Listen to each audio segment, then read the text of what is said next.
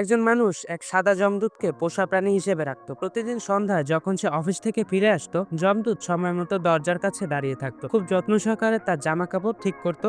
তাকে পোষার খরচও বেশি লাগতো না, শুধু প্রতিদিন কিছু তাজা আঙুল দিলেই হতো। একদিন তার বন্ধু রাজেশ মজা করে জিজ্ঞেস করলো, তোমার সবচেয়ে ভালো বন্ধুকে? যমদূতের উত্তর শুনে সে হতবাক হয়ে গেল। যদিও সে বাইরে থেকে অপছন্দ দেখিয়েছিল, কিন্তু মনটা খুবই ভালো ছিল। তার মালিককে রক্ষা করার জন্য যমদূত একটি ডেথ নোট বের করলো।